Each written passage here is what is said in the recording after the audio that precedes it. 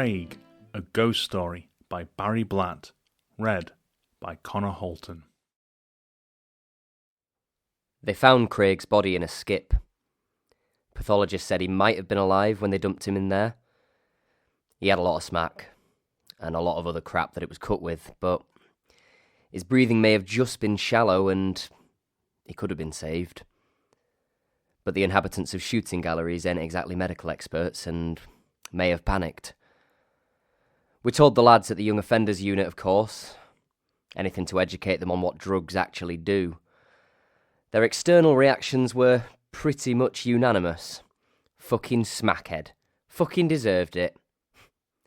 Almost like they read the Daily Express. But maybe the one or two who had dabbled got the message. But maybe not. Self-reflection and forethought is not a teenage toe rag's forte. Yeah, fucking smackhead.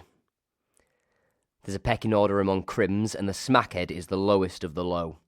Will do anything for money to feed their habit. Will allegedly lie and cheat their mates, and are too out of it to be any use as an accomplice on even a shoplifting trip. The boys used the word as a frequent insult. Someone was being cussed out as a useless smackhead every 5 minutes. Craigie smiled and laughed like all the rest when this happened. Wouldn't do to let on, you see. But the smile was brittle, and the laugh forced, and his face quickly reverted to his usual mask, wan and blank as piece of paper. I'd have thought some of them would have caught on in the first couple of weeks. Unit policy was cold turkey. Craig was a shivering mess for days. We told the other kids he had flu. They apparently believed us. He was in for burglary. Lots of it. A mug's game. Little profit to be made, but it was all he knew how to do. Older smackheads tend to go for petty fraud, multiple benefits claims, credit cards, that sort of thing. Why? Why, after the cold turkey, did he go back to it? The policy was there because it was horrible. After a dose of that, you were supposed to think, I ain't going through that again. But I suppose Craigie was used to it. He was perennially skint and perennially on the verge of withdrawal. Being sick may well have been his natural state. But why do it in the first place? There was a guy at university I knew who became a smackhead. He said it was self-medication for Weltschmerz. Smart-ass that he was. If Craig had ever said that to me, I'd have shat myself. I had the dubious task of trying to bring the lad up to a level of functional literacy, good enough to fill in a benefit form or maybe even a job application. But between the probable fetal alcohol syndrome, brain damage from glue sniffing, general neglect and being 15, he had a vocabulary of 5 dismissive grunts, a shrug and 10 swear words. On the plus side, he kept his head down and caused as little trouble as he could. He was tall and thin as a drink of water, couldn't fight his way out of a paper bag, and had nothing much to say for himself in any case. Probably shit scared of a lot of the other kids, most of whom had some kind of assault charge at the very least. Yeah, he'd had a shit life, had Craig.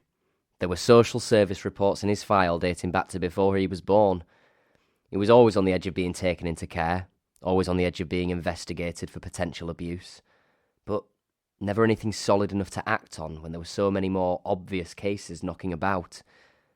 And then he quit school at 12 and fell off the radar until he was caught red-handed trying to lift a telly that weighed more than he did. And with us, it was the same, I'm sad to say.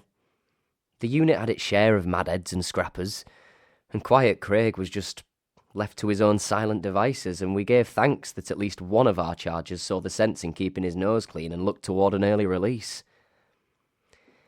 His only mate was Danny, and Danny was in for his own protection. He'd been in a children's home, and he was being groomed by paedophiles. Not that Danny seemed to mind. They gave him a damned sight more attention and money than his family ever had. There was a suspicion that this was how Craig could afford the dose of smack that did for him.